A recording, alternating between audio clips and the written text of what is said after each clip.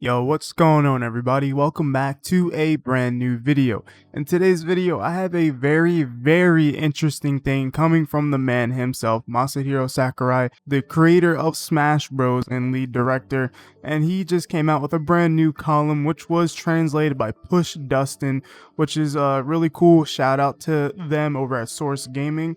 But we got some really interesting stuff to talk about. He's mentioned Rollback Netcode, the online 1v1s, and development in general when it comes to this stuff. And I find it interesting. There's some things I can sympathize with, and there's some things he said that kind of rubs me the wrong way, unfortunately.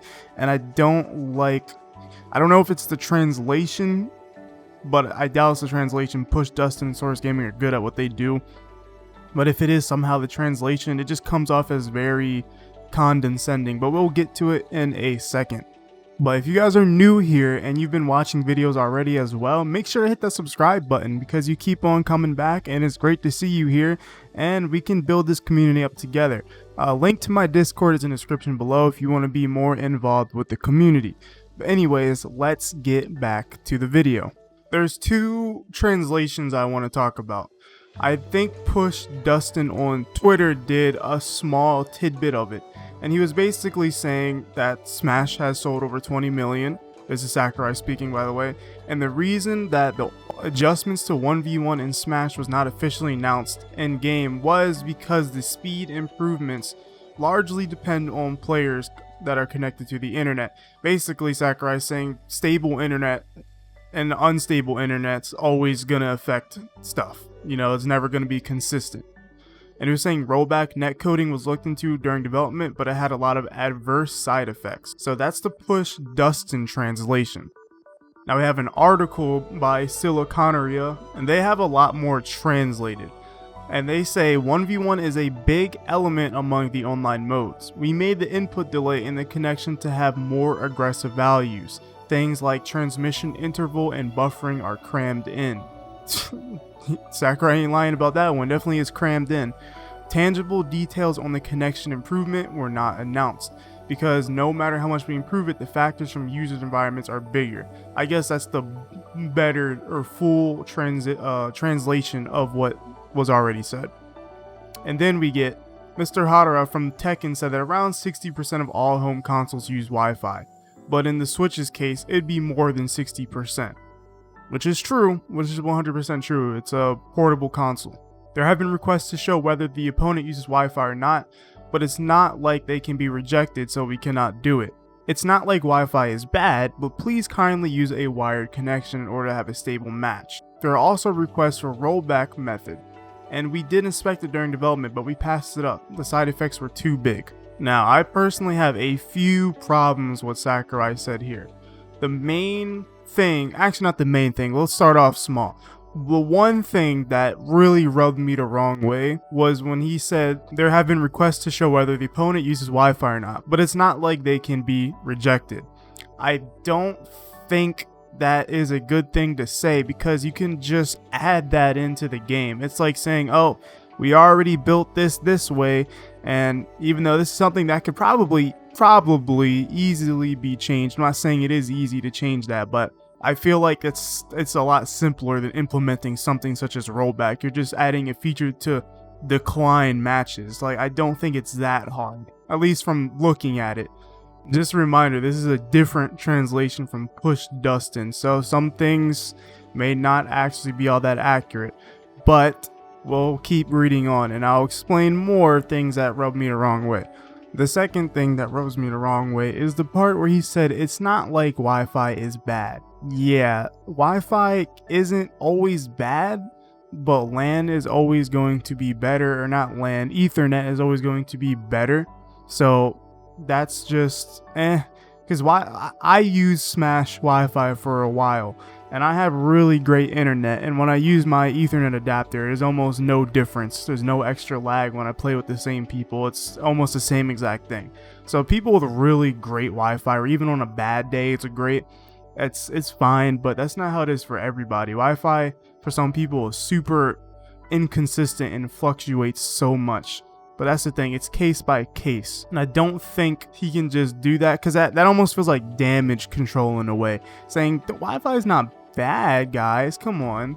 The other thing I don't like that he said was that no matter how much they improve the online, factors from the user's environments are bigger, which is probably true. I mean, if you have bad internet, you have bad internet. It doesn't matter what game you're playing. Even a game with rollback, you're going to be rollbacking a lot in that game. Game with delay-based netcode, you're going to be lagging a lot in that game. The game's going to have a lot of delay added to it.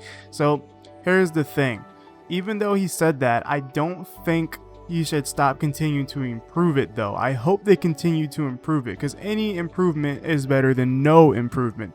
So I hope he's not saying this from the perspective of, well, I guess it doesn't really matter how much we try to improve it, because it's always just gonna be, you know, weird with certain people's internet.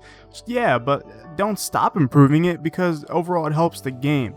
Another thing you could do, Sakurai, is cut down the native input delay and cut down some online input delay, and say we come down to 4 frames of native input delay, and say there's only like 2 added or 3 added online frames, right? That's great. Then we got like 6 or 7 frames total, which is less than what it is offline now. That's great. Do that. And if somebody's internet can't handle that in a match, then the only option would to be increase the frames. Have a dynamic input delay based netcode. Basically, in other fighting games, you get to see how much delay there is, and it'll increase if the connection gets worse or not. That's bad, but at least for bad connections, it'll make the game playable and you guys won't desync from each other. I think that's more of a viable option than just having a base 5 frames of delay and then adding even more on top of that. And now it's down to 4 in 1v1s, which is cool. Now can we go down more and go down some native input delay? Now, when it comes down to the quote where he says they were looking into rollback netcode and implementing it during development, but the side effects were too big or adverse.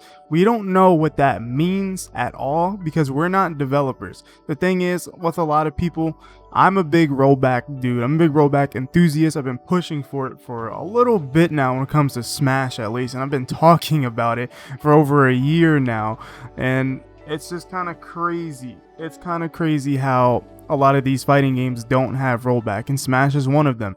And the thing is, the fact that they were looking at this in development, and remember, this is Bandai Namco. Bandai Namco has not figured out rollback at all. They're not good at doing it. For an example, the team that makes Smash also makes Tekken 7, and Tekken 7 apparently has rollback netcode, but once the game lags past 3 frames or something like that, it just shifts to complete delay based and there's no more rollbacking. That's how bad they are at it, that they don't even understand how to keep it at a consistent rate for rollback to work, and instead it just shifts to being delay based. Like, that's not good.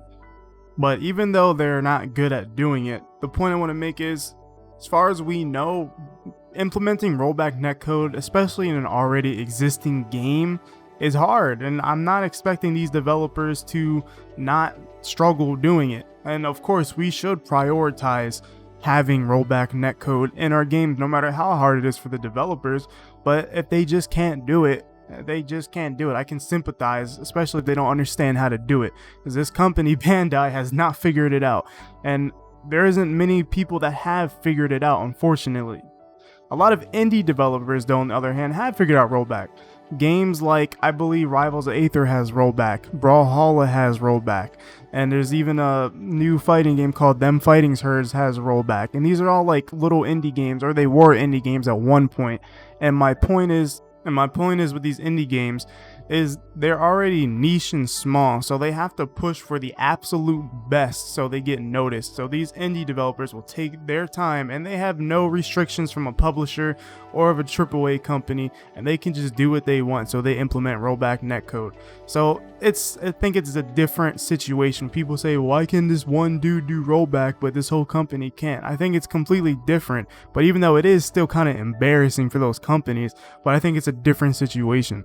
And I don't think we can really make a judgment 100% based off what Sakurai said about the adverse or too big of side effects until we know what they were. And I don't think we ever will know what they were if he even says. but maybe he will if we push hard enough for it. And here's my final point for the rollback. As much as I want it in Smash Ultimate, as much as I want it, as much as it should have been in the game, I don't think we're gonna get it, because now Sakurai it's him and the leftover Bandai Namco team from developing Smash Ultimate that are making the DLC. They don't have that big of a group anymore as far as we know. And the fact that their group is so small now, and they're on a budget and they're paid to make this DLC, I'm not exactly sure there's gonna be rollback. And if it does happen, that'd be great. Maybe this article will be the change of things, and maybe if more people push and ask for this, maybe we can get it. But it's up to you guys. You guys gotta benefit yourselves by asking for what you want. But yeah, that was this article about Sakurai talking about Rollback Netcode, and yeah. And I kind of ranted a little bit, but that's because I'm really passionate about this stuff and I really want to see changes for this game. I think changes should still happen no matter what. Whether we get rollback or less frames or whatever, just changes, anything's great at this point to me because of how much this online sucks. I love Smash Bros and Smash Ultimate, and I don't think bad netcode would be able to stop me from playing the game unless it was like Brawl level. Brawl is probably one of the worst online experiences I've ever tried. But other than that, it won't stop me from playing the game if the netcode is the way it is, because the game's still playable online. It's just not the greatest. And you play what you like. You stick through the mud when you really like something. And I really like this game, and I really want it to be better so I can like it even more to its fullest capability, at least when it comes to online play. But anyways, that's gonna be it for today's video. I hope you guys enjoyed. Make sure you share this video around to get as many people as possible to see this, because I think talking about rollback is important. And not only that, it helps me grow. You're helping someone out in the process. But anyways, make sure to hit the subscribe and drop a like if you liked it, and drop a comment what you think, and I'll see you all in the next one.